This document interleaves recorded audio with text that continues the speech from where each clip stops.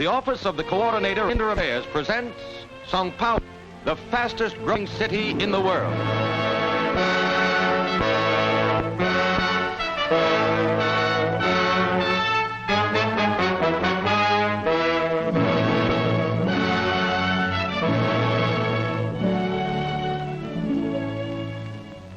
Of Brazil's 7 principal cities, Belém, Recife, Bahia, Belo Horizonte, Rio de Janeiro, Porto Alegre, São Paulo ranks second. Situated about 300 miles from Brazil's largest city, world-renowned Rio de Janeiro, about 50 miles inland from Brazil's largest port, Santos, the city of São Paulo, with its 1,300,000 inhabitants, is today the leading industrial city in Latin America. Starting at Santos early in the 16th century, a handful of Jesuit priests laboriously ascended about 2,500 feet of the precipitous escarpment known as the Serra do Mar. On the plateau above, at the Indian village of Piratininga, they established a mission. On January 25, 1554, these hardy pioneers celebrated their first Mass. It was the anniversary day of the conversion of St. Paul, and hence the new city was christened St. Paul, or as they say in Brazil, São Paulo. Great and glorious has been São Paulo's history. The Ipiranga Monument, built and dedicated to freedom. Here on September 7, 1822, young Prince Regent Pedro of Portugal rose in his stirrups and raised the famous cry, "Independence or death," which made Brazil forever free of Portugal. On a hilltop overlooking this monument, appropriately stands the Ipiranga Museum, one of Brazil's notable cultural institutions and housing an historic record of over 400 years of Brazil's civilization. To Paulistas, which residents of this modern city and state are called, statistics and figures are important. For instance, a visitor will quickly learn that in 1920, São Paulo's population was 579,000, but that in 1940, it was more than doubled, 1,330,000. That the rate of increase between 1930 and 1934 was higher than Los Angeles, Detroit, Chicago, or New York.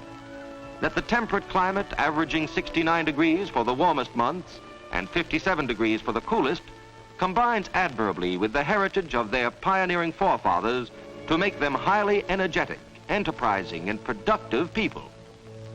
Let us examine some of these facts and figures. Brazil is the largest coffee-producing country in the world. 60 to 70% of Brazil's coffee is grown in the rich red soil of the state of São Paulo. Brazil is 4th in world cotton production, and again São Paulo is her foremost producer.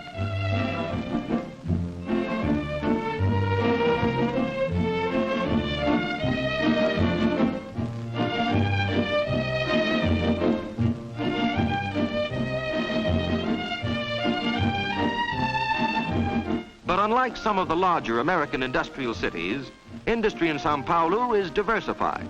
The list is long. A modern wire and cable factory employing 2,500 people.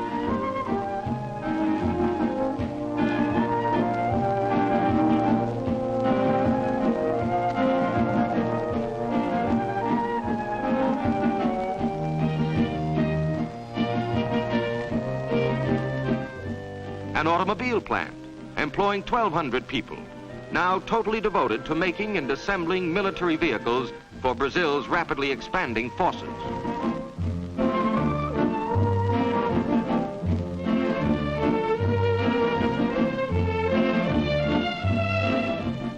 A tire factory employing 1,350 people. The crude rubber is from Brazil's state of Amazonas.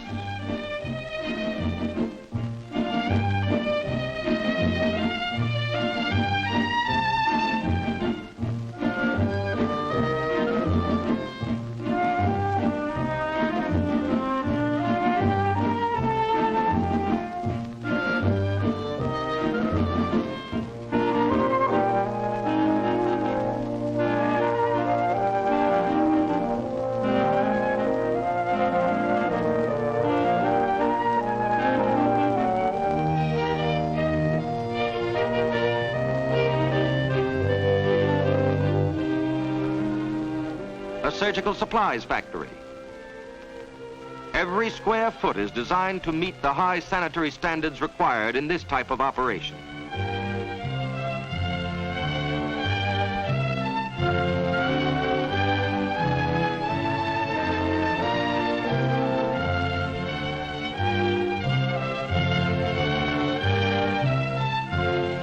A shell casings plant. Each casing is earmarked for the Axis.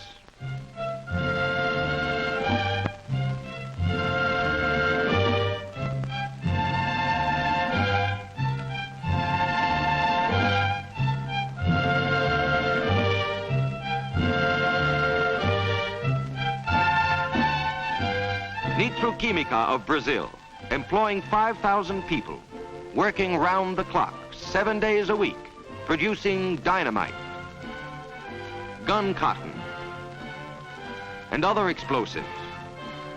Rayon is an important byproduct.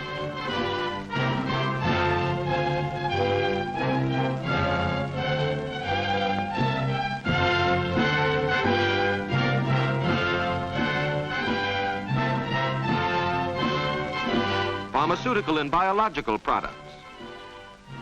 This factory employs 1,500 people. The war has imposed heavy responsibilities on Brazilian industry. The Paulista has not been found wanting. To turn the wheels of his expanding industries, he has sought and found additional inexpensive hydroelectric power.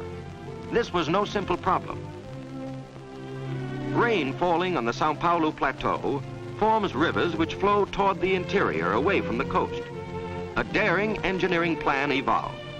Why not harness these rivers, stem their flow, back the waters to the rim of the plateau, and then send them rushing down the steep escarpment of the Cerro do Mar to a hydroelectric plant below? The plan for this great engineering feat was transferred to blueprints, and soon there rose huge dams to stem the flow of the rivers. Soon large pumping stations were reversing their normal course. The waters formed large artificial lakes, and soon they were developing a head of 2,300 feet as they were sent downward through huge steel tubes to the turbines below. The plant has a capacity of generating over 250,000 kilowatts and is capable of further development to considerably more than twice that amount. This, combined with 4 other smaller power plants, has produced a total of 275,000 kilowatts. The São Paulo businessman is not only an enterprising manufacturer and creator, he is also a top-flight salesman. Here on these spacious, attractive grounds, over 400 firms annually display their wares.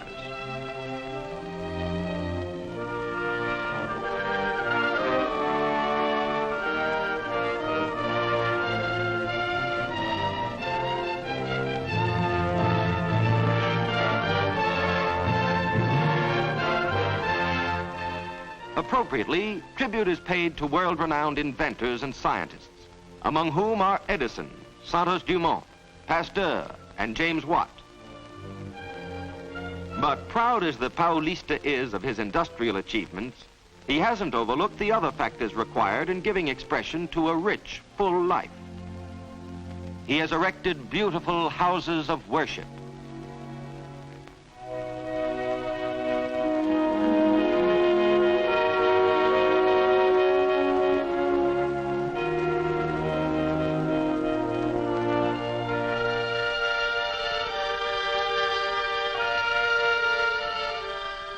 Home and family life is characteristic of Brazilians, and the Paulista is no exception. This residential district is typical.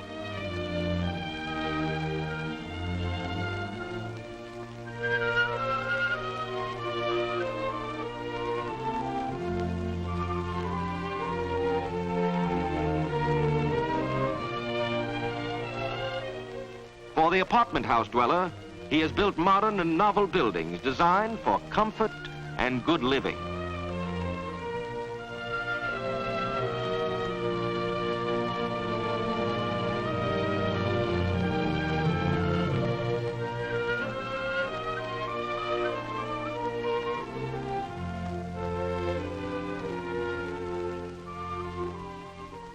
His schools and universities are progressive and numerous.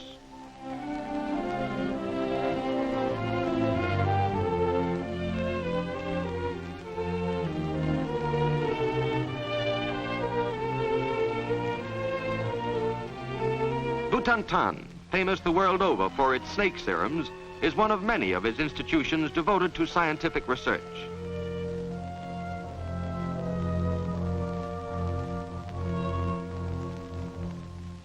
He has produced preeminent educators like Dr. Vital Brazil, one of the founders of Butantan, and Dr. Jorge Americano, rector of São Paulo University and president of the Brazilian United States Cultural Institute.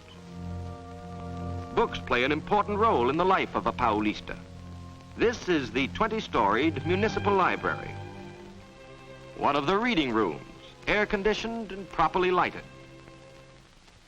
The Paulista is an avid soccer football fan. To see his favorite game, he has built a magnificent stadium, seating 80,000 rooters.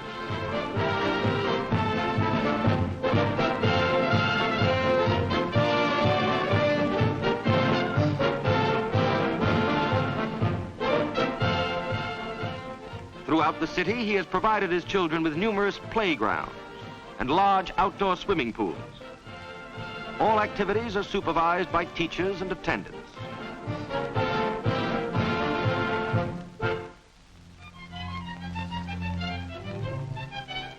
For fine music, particularly the opera, the Paulista goes to the Teatro Municipal. For a Hollywood movie, to the Ipiranga Theater or scores of other picture palaces. For a night out, he may go to an intimate club like this one and dance his favorite samba.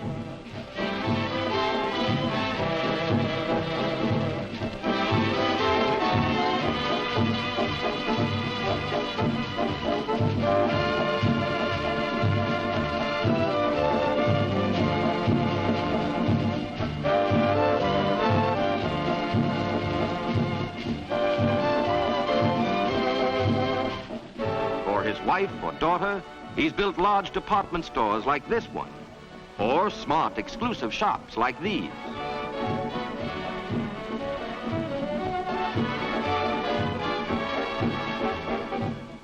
During vacation seasons, he may take his family by train to a seashore or mountain resort, or to Rio for carnival.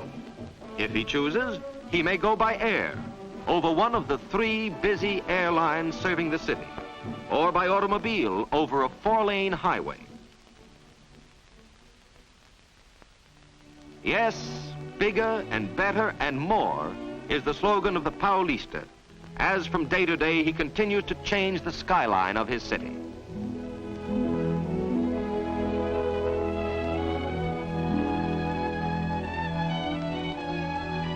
Reflecting the spirit of Ramos Azevedo, São Paulo's great architect and builder, the Paulista is building new streets, new viaducts, tunnels, avenues, business buildings, apartments and hotels, hospitals, combining the old and the new, tradition and enterprise. São Paulo can proudly look back on centuries of work well done and can look forward to an assured future in orderly and progressive Brazil.